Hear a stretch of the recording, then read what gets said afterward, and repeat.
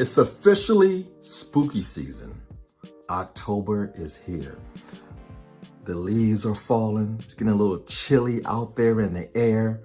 And you know, this time of year, people like to talk about scary movies from current to past, do rankings on their channel. It's a fun time of year.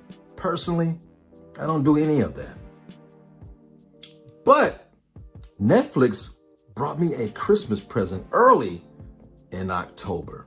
The Fall of the House of Usher, new on Netflix. Now, this originally was a movie back in 1960 with Vincent Price. Never seen it. I've seen clips of it. It takes place in an old Victorian type of house. He plays Mr. Poe himself because this is based off of Edgar Allan Poe's writings. Now, I remember back in high school, I had to study this guy. He did poetry. He was an editor. He was a critic, author. Man's genius writing is known about all over the land. And with this new Netflix series, it's not a movie series, each episode is based on one of his writings. And it's kind of difficult to talk about this without spoiling anything, but this family, the Ushers, are very, very, very rich. And the father of this family, how he got to be rich, you know, it's not always done by good deeds. They have a pharmaceutical company and they make painkillers. Now, these painkillers are not helping the American public. They're actually killing them. But no matter what, you get rich off of corporation type money when you have a drug to help people, whether it works or not. And Roderick was an interesting man. He was married at one time, marriage failed, had 2 kids by his wife, but once he became a free man, he lived the free life as a rich man. He traveled the globe, slept with numerous of women, made numerous of bastard children, which he all took in to help inherit that money. And he didn't discriminate. He slept with all nationalities. All of his kids are biracially mixed. It's kind of a beautiful thing to see, but he's a strange man. He gave them all jobs to make their own money. He just wanted to take care of his kids and have them enjoy the good life, so to speak, right? But this family was horrible, starting with the father. He had a sibling he grew up with. She's just as bad, if not worse. All his kids, when you rich and born into money, you don't appreciate it. These kids did drugs. They was into orgies. They participated in same-sex marriage and things like that. They was very open about everything. And this show is a hard R. Lots of violence, lots of blood, gore, nudity, strong language. It's weird because this is pitched as a horror series, but it's also kind of like a court drama. Each episode, something drastic happens. And it leaves you with your mouth wide open. You're like, what is going on here? Because the show opens up in the first episode.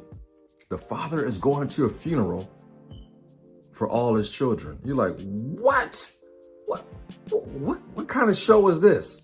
Well, each episode, it explains in grave detail. This is excellent, excellent writing. You got a great cast. Bruce Greenwood is the star of this show. And man, I've seen him in many things over the years. He acts his ass off in this. You got Mark Hamill. Yeah, Luke Skywalker himself is in here. You got the kid that played Elliot and E.T. is in here. All-star cast. And the people I don't know, I want to get to know better. It was stellar acting, stellar writing, set pieces. This movie has a haunted house. It has everything you want for Halloween season. And each episode just pulls you in further and further down that rabbit hole. It is horrible in the best way. Because these are rich people, privileged kids. When I say kids, they're all grown, but You want to see them get their comeuppance because they're horrible people. They treat people like shit. And you're just waiting for them to get theirs. My kind of show. It's excellent. Netflix. Again, I'm not big on doing Halloween specials and stuff. I might appear on somebody else's channel talking about certain movies, but me personally, I don't do rankings. I'm not going to dig up a bunch of old movies and talk about them. And the current state of horror for this month, not very good. I didn't care for Saw, so I didn't go see it. I heard The Exorcist was terrible. There's only a good one. That's the part 1. I didn't go see that. So I heard Five Nights at Freddy is already bad. The embargo opens up the day after it comes out. That's a bad sign. So the current state of horror right now is not very good. Stay home.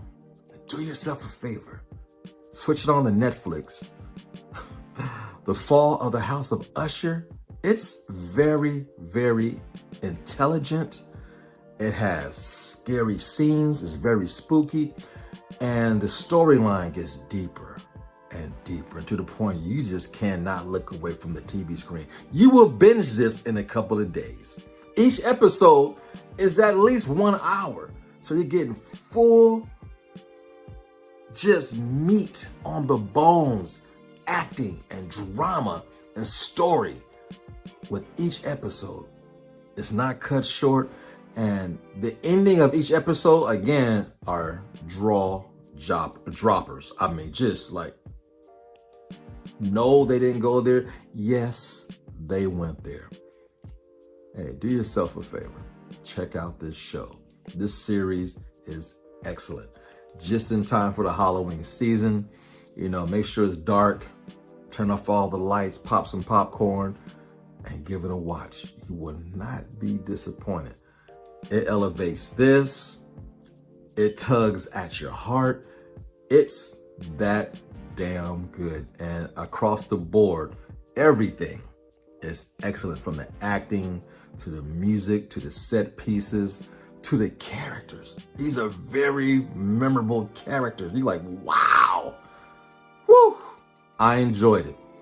And I started it on Thursday night. I finished it Saturday morning. Great watch. Check it out for yourself. You will not be disappointed. Until the next time, be sure to like, share, subscribe, tell all your friends, and more importantly, leave your comments down low. And I'm out. Peace. You know the routine. Fade to black.